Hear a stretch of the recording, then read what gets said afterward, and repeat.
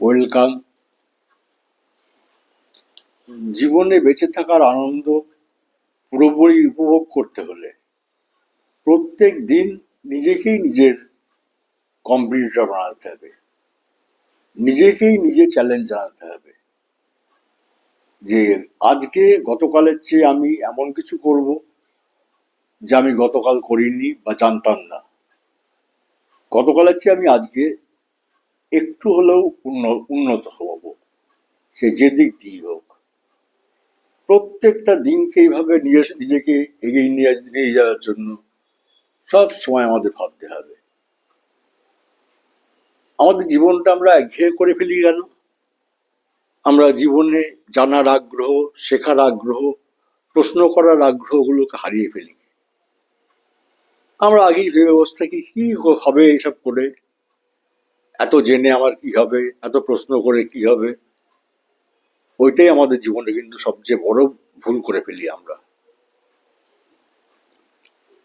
একটা শিশু, তার মনে এত আনন্দ থাকে কেন? তার কাছে সবকিছুই নতুন। সে এটা কেন, এটা কি করে হলো, সব সময় সে জানতে যাচ্ছে।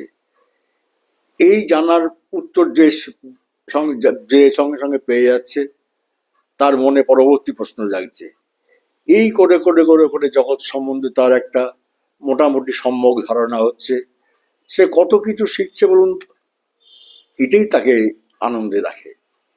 তা আমাদের জীবনেও, আমাদের বয়স যাই হোক না কেন, আমাদেরও প্রত্যেক দিন এইভাবে যদি আমরা বাঁচি, তাহলে তাই কিন্তু আমরা বেঁচে থাকার আনন্দটা পুরোপুরি উপভোগ করতে পারবো। নাহলে ক্লান্তিকর একঘেয়ে জীবন, বছরের পর বছর, মাসের পর মাস, দিনের পর দিন চলে যাবে। আমরা সেই একটা একঘেয়েমির মধ্যে অভ্যস্ত হয়ে যাব। নিজেকে সব সময় নিজের কম্পিটিটর ভাববো, যে আমি সব সময় আমার নিজেকেই হারাবো, বাইরে কোনো প্রতিদ্বন্দ্বী নয়, আমার প্রতিদ্বন্দ্বী আমি নিজেই। এইভাবে জীবনটাকে আমরা এগিয়ে নিয়ে যাওয়ার চেষ্টা করব। প্রতিদিন নতুন দিন হাতে পেলাম, সুন্দরভাবে দিনটাকে আমরা যদি এইভাবে শুরু করে রাত্রে ঘুমানোর আগে পর্যন্ত যদি এইভাবে একটা জানার মধ্যে, শেখার মধ্যে, প্রশ্ন করার আগ্রহের মধ্যে যদি থাকতে পারি, দেখবো যে জীবনে বেঁচে থাকাটা সত্যিই খুব আনন্দের। কারণ দেখুন, জন্ম একদিন যখন হয়েছে, মৃত্যু একদিন হবেই। এটা একমাত্র জীবনে অবশ্যম্ভাবী ঘটনা। অন্য অনেক কিছু হতেও পারে, নাও হতে পারে, ইফস অ্যান্ড দেয়ার বার্থের সম্ভাবনা আছে, কিন্তু এটা কিন্তু অবশ্যম্ভাবী। তো সব সময় আমাদের মাথায় রাখতে হবে, I have to learn many things before I die.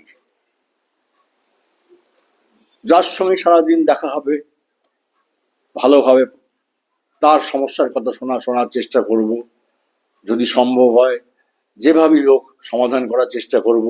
সে আমার বুদ্ধি দিয়েই হোক, শক্তি দিয়েই হোক, বা যা কিছু দিয়েই হোক, প্রতিটা দিনকে নতুনভাবে ভাবতে হবে।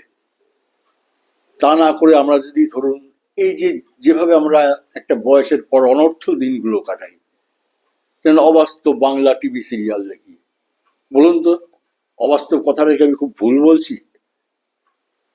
নিজেরাই ভেবে দেখুন তো। প্রতিটা যে সিরিয়ালে আপনি খুলুন না কেন, দেখবেন 20-30টা লোক তার মধ্যে ঘুরছে। আজকের দিনে একটা ফ্যামিলি আপনি দেখান তো যেখানে 20-30টা লোক থাকে। সুতরাং ব্যাপারটা প্রথমেই অবাস্তব। এই অবাস্তব গল্প, অবাস্তব কাহিনী, এই শুনে শুনে আমরা একটা অবাস্তব পৃথিবীতে বিরাজ করতে থাকি।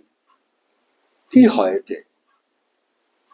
যদি একটু হিসেব করি, একটু ঠান্ডা মাথায় হিসেব করি, হিসেবটা কিন্তু তখন কিন্তু খুব খারাপ লাগবে। আমরা দুটো দিনের মাত্র 24 ঘন্টার মধ্যে 2 ঘন্টা যদি টিভি দেখি, সবাই বলবে যে মাত্র 2 ঘন্টা। হিসেব করুন তো বছরে ক ঘন্টা হয় এটা। সেটাকে যদি মাসে কনভার্ট করি, তখন হিসেব করে দেখা যাবে যে আমরা 1 মাস এই অবাস্তব জিনিসের মধ্যে কাটিয়েছি। অর্থাৎ প্রত্যেক বছরে আমরা 12 মাসের জায়গায় 11 মাস করে বেঁচে থাকি। এইভাবে আমাদের মূল্যবান সময় ধীরে ধীরে ধীরে ধীরে আমাদের হাত থেকে বেরিয়ে চলে যায়, তখন আমরা ভাবি এই যা, জীবনটা বোধহয় খুব তাড়াতাড়ি ফুরিয়ে গেল, তাই না? আসুন, আচ্ছা, আজকে থেকে আমরা নিজেকে একটুখানি নতুন ভাবে গড়ে তোলার চেষ্টা করি না কেন? এটা আমি কাউকে জ্ঞান দেওয়ার জন্য এত কথা বলছি না, এটা আমি নিজেকেই নিজের প্রশ্ন কিছু করেছি এবং তার উত্তর খোঁজার আমি চেষ্টা করছি।